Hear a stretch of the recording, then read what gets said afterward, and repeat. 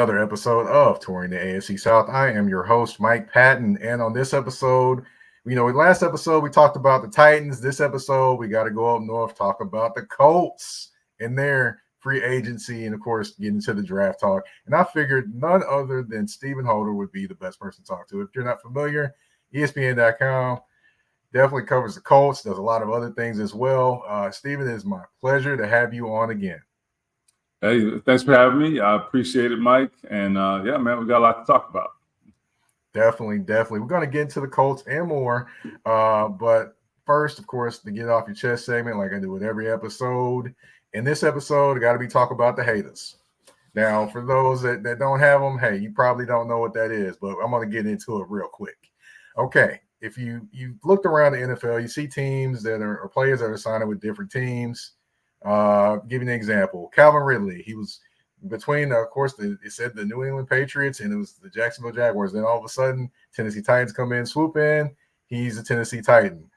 And before that even happened, you would hear Jaguars fans, oh, yeah, we want to keep him, the continuity, the things he did. Just imagine what he did without having, 2 years off, things like that. And then when he signs with the Titans, he's close to 30. I don't know about his health, what's going on. He really wasn't grasping the offense. He was asking other receivers what he needed to do. What's funny is those things didn't come out until he signed somewhere else. That was quite funny. And then, of course, you have the new trade that just happened, Stephon Diggs from Buffalo to the Houston Texans. Of course, Buffalo's like, he has some things going on, but, we still love him, things like that. He gets traded. All of a sudden, he's a malcontent. He's drama in the locker room. I don't know if he still has it. He's near 30. Those things are funny to me, but it's the talk of a hater, basically. Hey, it is what it is. Business is business. I know you mad. You're basically saying these things because you want them on your team. And now you're mad because he's going somewhere else and you're trying to devalue him. But thing is, hey, he's moved on. Business is business. Ask your front office if you want to be somebody to be mad at what they're doing. If you really want someone to be mad at, I kind of just had to come on and say that, Steve, because it just, I'm watching these talks and I'm seeing these people just flip back and forth from who they are and what they're talking about. And I'm like, come on, man. Come on. The jig is up. Come on. Listen, one of my favorite sayings, things I like to remind people of is that fan is short for fanatic, right? So we have to remember that. And I don't say that in a disparaging way. I say that to kind of explain the reality of sports fans, because sports fans, their heart is in it. Like, they're all in. And that can make you have some emotional swings from one day to the next even. And about someone you loved, you can then turn around and hate that person. And so, look, that is pretty much par for the course. We see it all the time. And I do think in some of these situations too, what I would say is, like, sometimes both things can be true. It can be true that maybe that guy was not a perfect fit on that last team. And this could be an opportunity for him, either in free agency or after a trade or what have you. But usually neither end of the spectrum is true, right? The guy's not a bum, and he's also maybe not going to take you to the Super Bowl. But that's where the discourse tends to go, when these things happen, to your point. So I get it, and I've heard it all as well. Yeah, it's quite fun and interesting just to see the swings. It's almost like the difference between someone when they're kind of in their normal state and someone when they're kind of altered. It's just two total different people right. Talking in a conversation. But yeah, that was the Get Off Your Chest segment. But we're gonna move on, of course, to talk about these Indianapolis Colts. Now, the first thing I want to mention is, it seemed like the theme for the Indianapolis Colts was, we're going to bring the band back together, because they re-signed pretty much anybody you thought of that may be leaving the team. There's a couple that didn't. We'll talk about those. But, was that kind of the plan you gathered when, from them and GM Chris Ballard kind of going into the offseason? For the most part, it was. I mean, they knew that it was going to take a lot of resources to bring their key players back. I mean, it was one of those off seasons where, every team has free agents, and you have decisions to make. But this was a rare offseason for the Colts where so many of their core players, I mean, like 5, 6, 7 starters were going to be free agents, and they were key players. You know, we're not talking about fringe guys who, you know, maybe they could live without or not, maybe take it or leave it type of guys. I mean, these were core players who had been, you know, kind of foundational for them. So it was really their priority to try to bring everybody back, you know, to the degree that they were able. But it also, you know, one of those off seasons where you have so many guys coming out of contract, it also does, in a way, open the door to you to have a lot of resources in terms of the salary cap space. So it's a dilemma. It's like, okay, we have all these contracts expiring, so now we have all this salary cap space. What do you do with it? Do you re-sign your guys and dedicate it there, or do you kind of look around and say, well, hey, let's at least think about this, and let's see if there are other ways we can utilize these resources. So what I would say is that they did take a little peek at the other side. They did, and I thought there were a couple of players that really intrigued them. One we know was Daniil Hunter. He ended up going to Houston, the former Vikings defensive end. They were really intrigued with him. They had their eye on him for weeks and possibly even months, from what I understand. So that was someone they were preparing to make a run at. They did make a run at him, didn't close the deal, and he went home. I believe he's from the Houston area, ended up signing with Houston on a 2-year deal, tons of guaranteed money. I get it. So the other player who really intrigued them was L'Jarius Sneed. You know, someone I know you know. And so with Sneed in Kansas City, you know, Chris Ballard, you mentioned him. He comes from Kansas City. He had a lot of intel about him from his former colleagues with the Chiefs. They were really interested in him. He's a good fit for their defense. My understanding of how that went is they didn't really engage in any trade talks. I think the Chiefs allowing L'Jarius Sneed to seek a trade, what that did was enable his agents to have dialogue with other teams and to say, hey, here's our price. This is what we're looking for. I believe that conversation may have happened with the Colts, but it did not go any further, is my understanding. And so at that point, they moved on when they decided, you know what, we were interested, but just not at that price with L'Jarius Sneed. So once those two dominoes didn't fall for them, they moved on to their original plan. Their basic plan initially was to try to re-sign everybody, and it was a prolific offseason in terms of re-signing. They spent I think it was $180 or $90 million just on the guys in total contract value, just on the guys in-house free agents that they re-signed. So that's a massive haul. But it was a really interesting and different kind of offseason for them. So yes, it was largely the plan. Long answer to your question. It was largely the plan, but they did kind of peek in the backfield a little bit too. It just didn't come to fruition. Got you. Now, of course, you mentioned L'Jarius Sneed. They did not get him. Of course, you know, some Colts fans are looking at the trade to the Tennessee Titans that happened and looking at Chris Ballard and like, okay, well, what's going on? So in your opinion, do you think they kind of could have went further, or do you think that, you know, it is what it is and you got to get forward with who you got?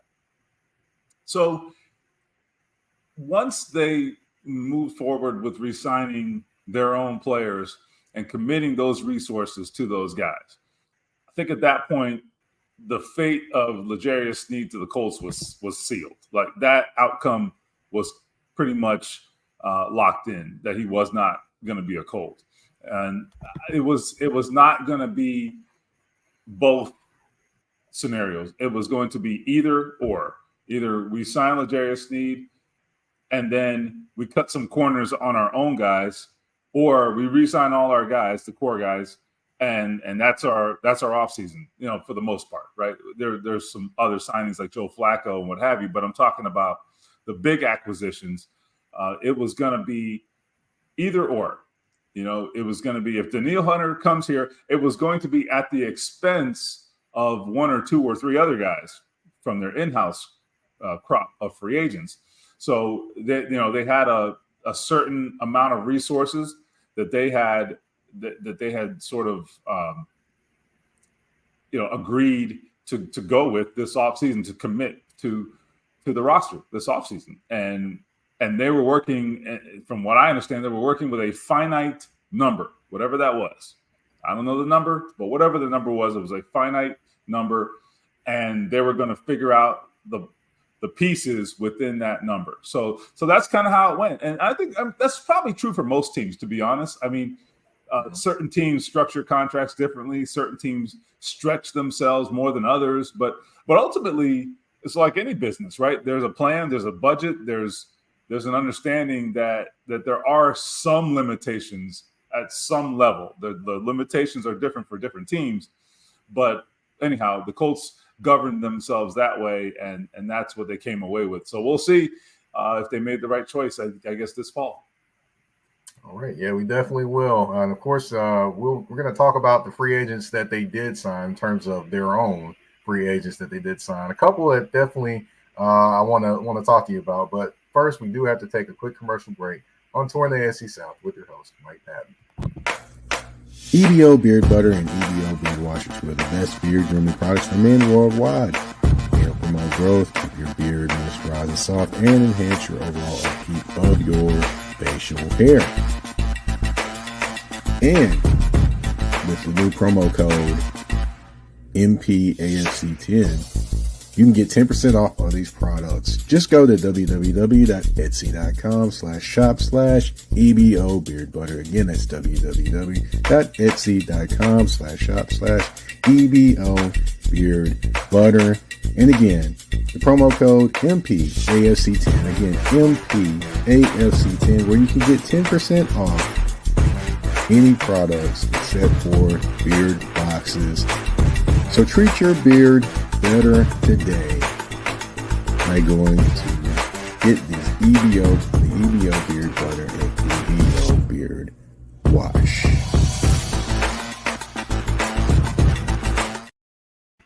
All right, and we are back on Touring the AFC South. Of course, EBO Beard Butter, definitely the new sponsor for Touring the AFC South. Yeah, definitely something to check out, Stephen.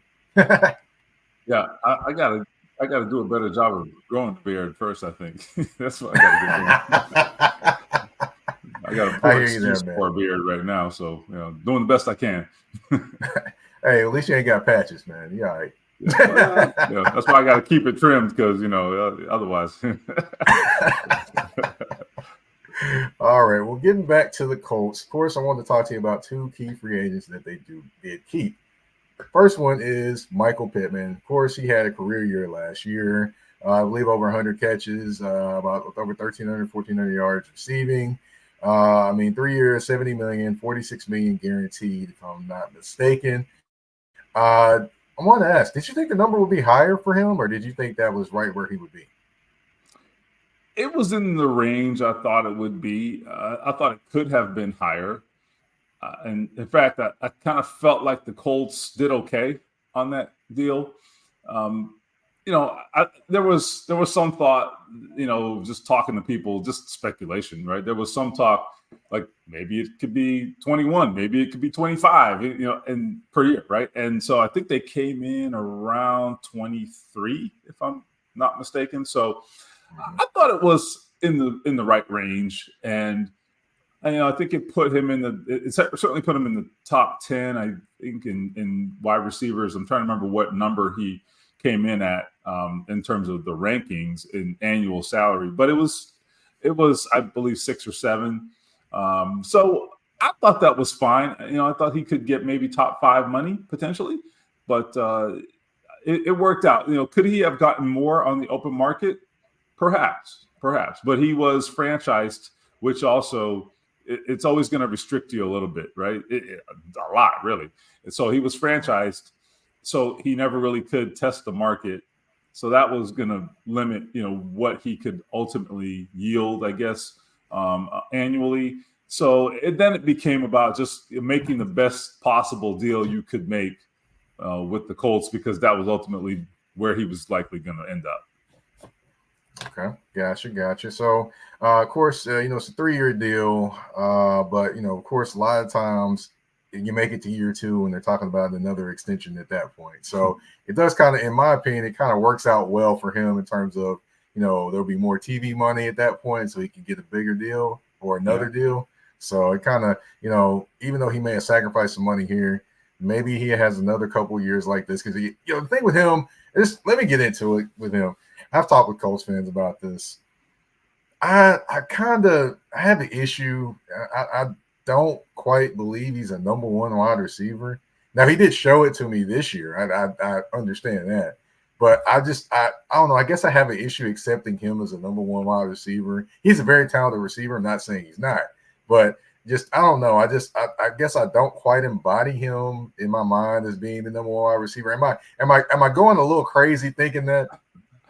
No, I mean, it's a debate that people have had here. That is absolutely true. That is, you're not the first person to raise that point, and it's fair. I mean, we can talk about stuff. I mean, we don't have to just paint with a broad brush and just assume everybody's right. So, all right, what I tell people when this comes up is that, okay, is he a number 1 receiver? I don't know. He is the Colts' number 1 receiver. I think that's what I can say, and I think the question is probably a product of how he plays. He's not flashy. He's not a burner. He isn't a guy who maybe makes spectacular catches, even though I would argue that he has very good hands and actually has a great catch radius and helps his quarterback a lot in that regard. But he's not going to make the Odell Beckham one-handed catch behind his head, at least not to date, right? But that's not really my definition of a number 1. I think it really boils down to, when you need a play, who is the ball going to? And for the Colts, there's no question, like, the ball is going to him. I do think this will be a big year for him in terms of showing who he really is, because if Anthony Richardson is healthy, and I just got back from Florida and paying him a visit, he looks amazing. Coming off that surgery, I think he has a chance for a very big year this year if he stays healthy. So if he is who the Colts think he is, we will see. But if he is, then that will be the most upside at quarterback that Michael Pittman has had at his disposal. He's had just a disastrous run of quarterbacks. His best quarterback was his rookie season with Phillip Rivers. Pittman got hurt that year a little bit, so he missed a few games. He also was obviously a rookie, no offseason, in the middle of COVID. So it was a tough year to kind of be in that situation. But I thought by the end of that year, you really saw some of the best of Michael Pittman. And I think the quarterback play was a big reason for that. He also had a decent year with Carson Wentz. Carson didn't have a great season per se, but it really was, I thought, a product of Carson Wentz giving Michael Pittman opportunities down the field and trying to throw those go balls to him. He's going to get those opportunities at a much higher rate, I think, this year with Anthony Richardson. So anyway, I think let's circle back at the end of the season and see what it looks like for Michael Pittman. It's okay to have that conversation, but again, the contract says what we know. It says that for the Colts, they need him. And the Tyreek Hills of the world are hard to come by. So when you have a guy who has proven that he can be your go-to guy, you do have to, I think, make a move to lock him up and help your quarterback as much as you can. So that's what this is. That doesn't mean they won't draft a wide receiver. It's very, very possible they draft a wide receiver, perhaps even in the first round. That is very possible. And I don't think they would suggest that their wide receivers are a finished product. But they are. The two things I would say. Number one, obviously they believe in Michael Pittman. Number two, they see that position as a group rather than individuals. So we'll see if they're right. Yeah, we definitely will. Another person that they brought back, after some time, I would say, is Julian Blackmon. Brought him back at safety, which I thought that was a pretty solid move to bring him back. It's only 1 year deal, so he's going to probably be in the same position this year. But what did you think about them kind of, one, taking so long to bring him back, and two, them bringing him back in general for this Colts defense? I thought they really needed to make a move at safety. So for me, it was a no-brainer. If you couldn't get him, you certainly needed to get somebody. They had some coverage breakdowns in Week 18 that cost them that playoff spot in that big game against Houston. Now, Julian Blackmon was hurt in that game, so they saw they saw the impact of his absence, and they had two very young players, a first-year player and a rookie and a second-year player at safety in that game, and the product was not great. So I think having experience there and having a guy who can kind of bring it all together and make sure the communication is smooth, that guys are in the right place, that's Julian Blackmon at safety. I mean, with a young group, you have to have, I think, someone you can rely upon. And the reason it took so long, though, I would say, is he was a victim of timing and poor timing. Timing is life, it is everything in life, right? And sometimes it's good timing, sometimes it's bad. For Julian Blackmon, it was bad. You had a number of safeties released heading right into free agency, veteran safeties. I don't know what that was. It was very coincidental, but there were a number of veteran safeties released, from Buffalo and other places. And what happened then is now you have this glut of veterans on the market, and they're all fighting for, just a handful of spots. Really, it becomes a musical chairs situation. So he tried to shop around and find a better deal. Took a visit to Buffalo, took a visit to San Francisco.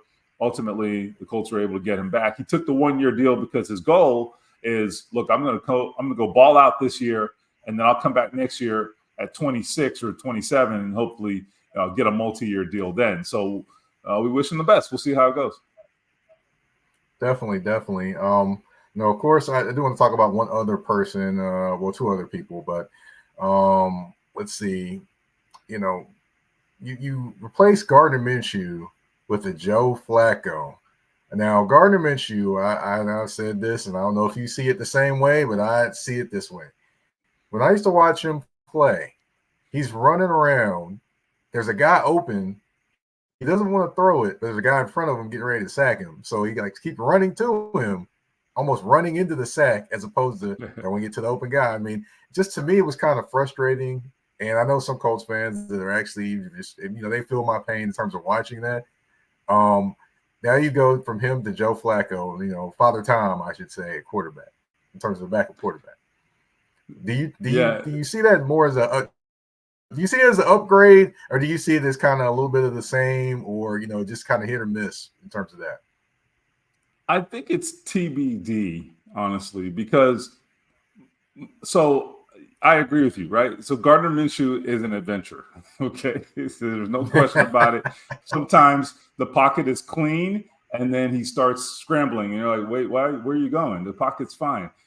Or sometimes the pocket is collapsing, and it's like, hey, buddy, throw the ball, right? So sometimes it doesn't have the greatest feel in those situations, and I think that can be frustrating.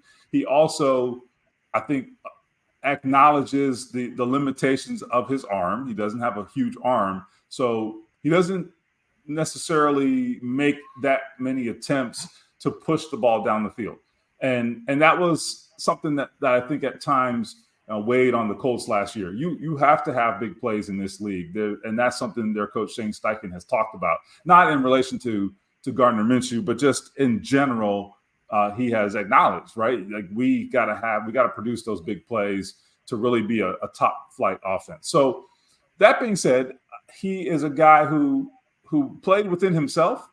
And when he did kind of get on a run where he started turning the ball over, he fixed it. He really did. And it may have cost them some big plays because maybe he didn't take as many chances. But I think really what they needed from Gardner Minshew was predictable play. They needed him to give them a predictable level of performance, and then they can game plan around that. And he did that. So that was good. Now, I think Joe Flacco is a potential upgrade. The problem I have is that Joe Flacco's 39, and look, it's kind of a ticking time bomb when you get up there in age. I can speak from experience as someone who's experienced that. Right, I'm not who I used to be, and I think you certainly saw him have that run in Cleveland last year. What I would say though is, while I'm definitely hopeful that he can have a good run in Indianapolis if he needs to play, I think there's also a reality that, well, look, the magic could run out at some point. It's a lot to expect him to have that kind of run again when his more recent track record is a little more mixed. We're talking about his time with the Jets, what have you. So we'll see. I mean, it was a little bit lightning in a bottle last year for him. Can he tap into that again? We'll see. We will see. But I will say, certainly from the perspective of having an experienced guy in the building and working alongside Anthony Richardson, there's no downside to that. There's certainly no downside for having that combination and the education process that Anthony Richardson can benefit from just from being in the same room as Joe Flacco. Whether he's taking him under his wing, I don't know, but I think just the osmosis factor of being around a guy like that who can speak football at that high of a level, Anthony Richardson will benefit from that. Yeah, it's definitely going to be interesting. And, one thing I always used to say about Joe Flacco is he's going to give you a couple times to get an interception. He's going to throw it right to you. Yeah. Now, the matter is are you going to catch it or not? Of course, I wanted to touch on Zach Moss. And then, of course, we get into some draft talk just for a second. But Zach Moss is, he definitely leaves, goes to the Bengals, more than likely going to be their feature back. Do you think his loss will be felt there in Indianapolis at some point next season? It will certainly be felt from a depth perspective. There's no doubt, because they never really intended to play Zach Moss nearly as much as they did last year, right? That was never the plan. But You had this big standoff with Jonathan Taylor, and then he goes on the PUP list, misses the first 4 games.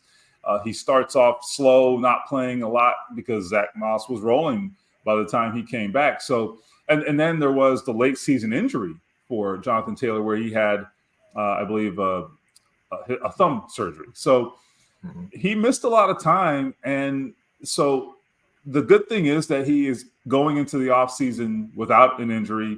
He's healthy. He's working out and training. So they expect Jonathan Taylor to be at the top of his game when he gets back in a couple weeks. So as long as he stays healthy, I think they will be fine. And they have a couple guys they like who they are hoping to develop. But from a depth perspective, there's no doubt. Having Zach Moss as a number 2 back is an amazing luxury. But it was a luxury, and they knew that because ultimately he wanted to be someone who could. He wanted to capitalize on that on his performance last year, and it just given the fact that the Colts gave Jonathan Taylor a $42 million contract, there was only so much money they were going to commit to that position. He was not going to get paid at the same level in Indianapolis. Everybody knew it, including him, and that's fine. I don't think there's any ill will about it. The Colts gave him an opportunity that the Buffalo Bills did not, to be completely frank. So he was very happy about the opportunity he got here, and what you want to see is see guys take advantage. And he did that in a big way last year. So we'll see. He could be big for Cincinnati. He catches the ball well out of the backfield. He's a great pass protector. He's not a fast guy. He's not a burner. So he's not going to hurt you that way. But he's a very patient runner. And if your offensive line is doing its job, he's going to make them look good because he's going to get every yard that's on that bone and I think get everything he can out of every run. Yeah, definitely going to be interesting to watch him in Cincinnati. We're going to take one more quick commercial break, talk a little bit of draft, and then we got a game at the end of the show. Thank you, everyone, for tuning in to Touring the AFC South with your host, Mike Patton. A shift is something that happens and changes the dynamics. And that's what happened when Garrett Logistics was born. After 10 years as a sales pro in the logistics world of sporting goods, John Garrett decided to pivot to the world of freight and start a brokerage. So you're saying to yourself, why trust Garrett Logistics? Well, Garrett Logistics helps shippers improve overall workflow, along with increased on-time pickup and delivery percentages. Last-minute loads, multi-drop pickups, and more are part of the services with Garrett Logistics. They're available Monday through Friday, 7 a.m. to 6 p.m., and Saturday, 8 a.m. to 12 p.m., all times Central Standard Time. So give them a ring at 615-400-8484. That's 615-400-8484, or you can email them at john@garrettlogistics.co or visit their website at garrettlogistics.co. Garrett Logistics, where the motto is, it's not just freight to us, it's your business.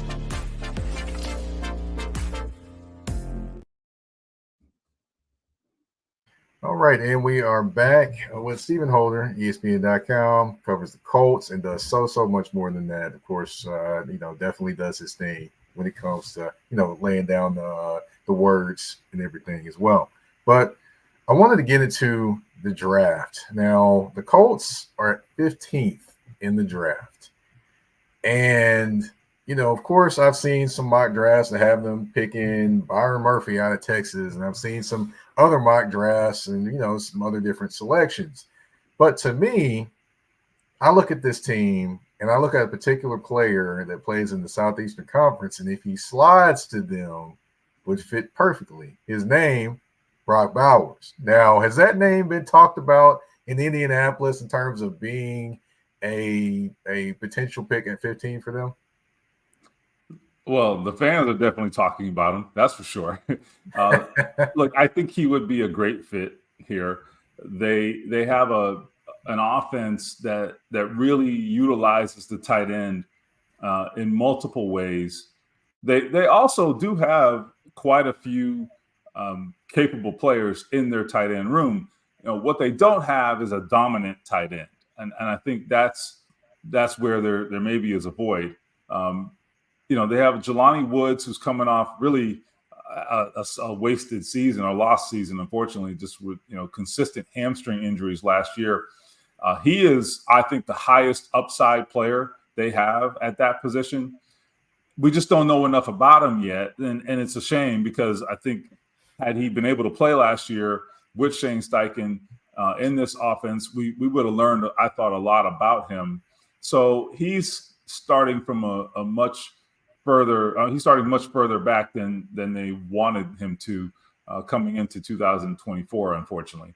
So, do I anticipate that's where it's going to go if he's on the board? I think it's certainly possible, like maybe even likely. I just think if Shane Steichen has his way, but I also think that number one, there's a very good chance he could be gone, right? It just depends on how other teams see him. But tight end is one of those spots that tends to fall. People just different teams value that position differently. So they don't even a prospect like that, there's no guarantee he's going to go super high. The other thing is they do have to make a consideration of their defense, and they have to think about that. So there are possibly going to be, I think, maybe even all the cornerbacks could still be on the board by the time they get to number 15. So if you have the number one cornerback staring you in the face, whoever that is, in your estimation as an organization, however you have them ranked, if you got the number one cornerback staring you in the face, and that's somewhat of a need for you, you got to think about that. Right? That's a plan that you have to plan for that dilemma or for that scenario. I mean, so we'll see. I don't know, but again, as I said, the strength of this team for me is the Richardson and Jonathan Taylor duo combined with the creativity of Shane Steichen at head coach. That's the strength of this team. And you can add Brock Bowers to that and give them another game breaker and playmaker there. I really think the possibilities and the upside of the offense are exciting to think about. So I'm here for it. If they draft Brock Bowers, I'm here for it. I'd love to see it because I think you're doubling down there. You're doubling down on the strength of the team, which I never think is a bad thing. It does obviously leave a void maybe on defense, but there are other draft picks, right? It's not their only draft pick. So it would be exciting. There's no doubt about it. Yes, definitely would be interesting to see. I'm pretty sure there's some Titans fans that are hoping that he goes to them at number 7, which, brings me to another point. I did mention this on the show talking about the Titans, but, there's always the possibility of trading down when it comes to a pick. Of course, there's going to be some team that wants somebody at 15 that thinks somebody's going to take their pick at 16. Do you think there's a real possibility that the Colts could trade out of that spot to get more picks and trade down in the first round? 100%, because it is Chris Ballard's MO.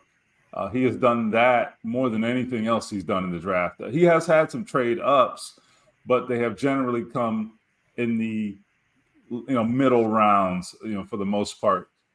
Even in the second round, they've traded up a couple of times. But I would say in the first round, his most likely path, let me put it this way, he's as likely to make a pick in the first round as he is to trade down with his first pick.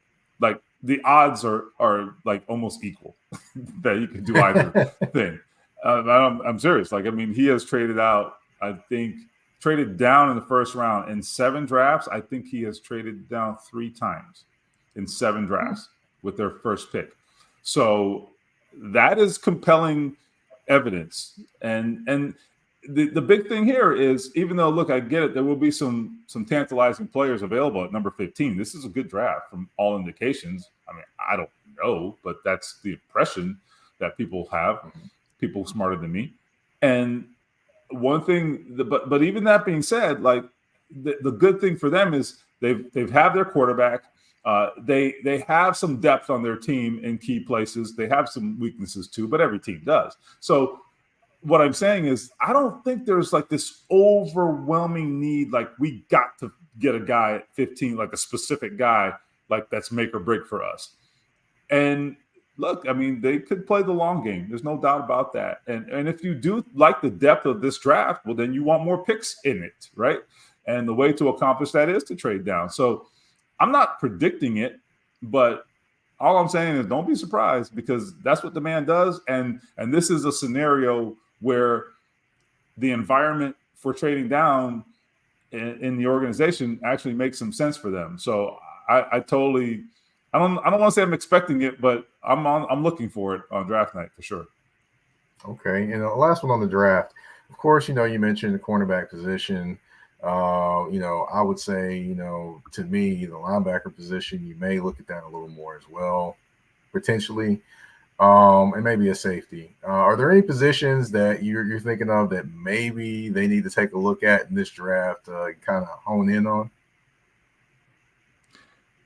Yeah, I think corner is, I mentioned corner. Corner is definitely a spot that I think they'll look at very, very closely for sure. The question becomes beyond that. I mean, that's the most obvious one, I think, because they're very young at corner and they're unproven. Young is one thing, but they're unproven. I think they have some potential there, but again, we have to see.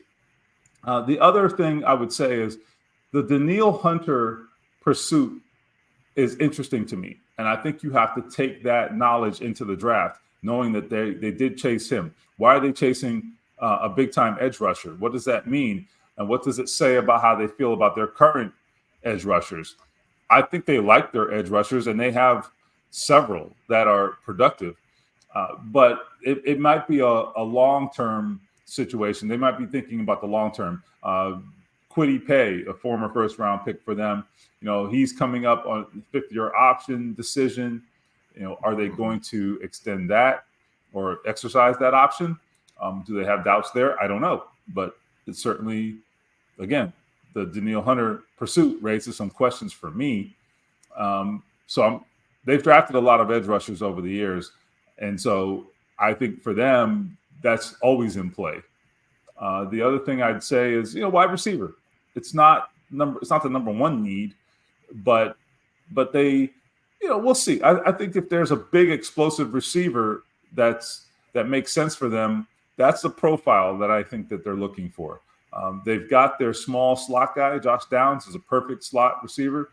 but there are limitations to what that player can do, whether in this offense or just even because of his size. So I think the profile they're looking for is much more of a bigger body with some explosiveness. If they found an option like that, they would certainly be interested. So those are the main ones. I think you can always use offensive line depth. That's never a bad thing. So always put that on the list. But those are probably my main areas. Okay. All right. So, yeah, definitely learned a lot about the Colts free agency and everything today on this episode. But, of course, we can't end the show without having a game. We got 5 questions, 2 answers, and 1 choice. Are you ready? I'm ready as I can be. We'll see. All right. The first one is a movie question. We got Juice or Paid in Full. Which movie are you taking? Juice is one of my all-time favorites, man. Like, it's so funny. It was just on like a few weeks ago, and I watched it. I was like, why are you watching this? You know every line. But Juice. But that is a tougher choice though than it might seem though. Yeah, definitely is. I mean, both movies are definitely excellent movies. New York or LA? Which one would you more likely to visit?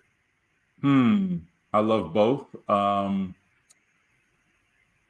That is hard. Those are 2 of my favorite places. So I love New York.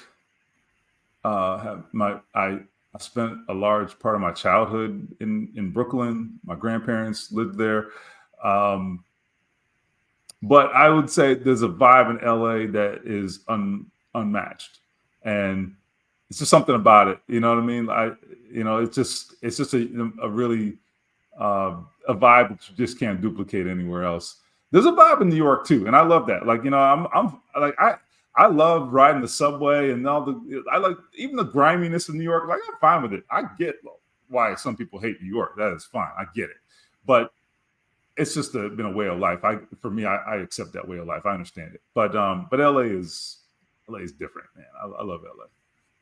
Yeah, definitely. When you get off the plane in LA, you just feel the vibes as soon as you get off the plane. And then in New York City, yes, the subway. I gotta ride the subway every time I go. I rode it from Madison Square Garden to Queens one time. Had to be one of the best rides of my life. Yeah. You don't feel the vibes when you're sitting in traffic in LA. No. But that's just the price you got to pay. That's right. All right, I'm gonna give you 2 wide receivers from the AFC South lore. Andre Johnson or Jimmy Smith. Which wide receiver are you taking? Ooh. Jimmy was underrated, man. Andre, I would just say Andre caught everything, man. He just produced. He produced when his quarterback was good. He produced when his quarterback was bad, which is most of the time. And I think just the consistency of Andre Johnson, I have to go with him. I mean, you get why he's a candidate for the Hall of Fame. Like, that guy just produced rain, sleet, snow, good, bad, and different. He produced. I love the consistency. Yes, Andre Johnson definitely was. But I don't call him Andre Johnson anymore. I call him Beats by Dre, man. That beat down he put on Corlin Finnegan, man, it cannot be duplicated at all. That was legendary. Legendary. Yes. I mean, he could be in the Hall of Fame just for very much. Definitely. I mean, I'm still trying to figure out why Dr. Dre hasn't hit him up with the commercial and then he hasn't got a sponsorship there. I just don't understand it. But let's see, Reggie Wayne or Marvin Harrison. Which wide receiver would you take? Well, look, I love Reggie. I consider him a friend. Marvin Harrison is one of one. He was just a unique player between the precision of his game, the speed, the reliability of his hands. Now, Reggie had hands too. Now, okay, like Reggie's hands were phenomenal. So, I mean, look, it's like asking you to pick between your children or something. But look, I'm going to tell you, like, Marvin Harrison was a unicorn. He was a unicorn, and on and off the field. Like, no one understands that guy. Like, who knows anything about Marvin Harrison, right? I mean, he's a unique individual, man. And be that as it may, like, that's a whole other story. But anyway, he was one of one, and I would just say, like I said, he's a unicorn. I would say. Yeah. Now I will say, everyone listening to the show, this is probably the only time I will speak his name on the show. I already know you don't say that man's name, but of course, last question. I got to ask you a basketball one. You got one player you want to take, build your team around. Is it LeBron James or is it Kobe Bryant? This is so unfair. So, all right. Now, this is going to be an unpopular take, but for the purposes of this, the context of the question is important. You said build your team around. The guy of those two who made his teammates better is LeBron James. Now, that doesn't mean he's the best player. I don't know. That's subjective, right? But that's not the question. I think if you're talking about who you want to build your team around, I want to build my team around a guy who's going to bring up the level of everybody else. And I've seen LeBron James do that for 20 years. Look, Kobe Bryant did it too, because you're going to get yours just by virtue of playing with an all-time great scorer. It's impossible not to, right? But just because of the way he drew the defense. But LeBron James as a distributor, passer, facilitator, just his understanding of basketball. Kobe had that too, but I think it's a bigger part of the way LeBron James plays basketball, because he uses that knowledge, I think, to bring his teammates in and bring them along. So I love that about his game. And, I'm a big fan of like great point guards over the years. Max Johnson is one of my favorite players of all time because I just loved the way he handled the ball and distributed. And I think LeBron James brought some of those elements to his game, but did it as a scorer too, which I just love. Gotcha. That's 5 questions, 2 answers, and 1 choice. You are off the hot seat, and we have reached the end of the show. I want to thank you for coming on, Mr. Stephen Holden. If you can, tell everyone where they can find your work, find you on social media, and anything else you want to tell everyone. Yeah, sure. I'm on Twitter, which is most people and most sports fans tend to use. Holder Stephen is my handle, Stephen with a PH. And certainly ESPN.com, lots of Colts stories and anything else interesting in the NFL as well. I would just say, it's it's amazing now. I think I've been in Indianapolis going on 11 years now. Never foresaw that. So this has become home now. And it's good to talk some Colts with you. Yes, sir. Thank you for coming on. Of course, you know me. I'm the host of the show, Mike Patton. You can find me on the artist formerly known as Twitter at Mike Patton82. That's MikePatton82. Of course, I say the artist formerly known as Twitter because I'm paying homage to Prince, of course, obviously. Now, of course, on Instagram, you can find me there, Instagram and Threads at that's THA, not THE, _general_NP. Touring the AFC South, you can find on all listening platforms at Spotify, Apple Podcasts, Google Podcasts, iHeartRadio, Amazon Music, you name it, we are there. And we're also on YouTube. I want to thank you, everyone, for tuning in to this episode of Touring the AFC South. We're out. Peace.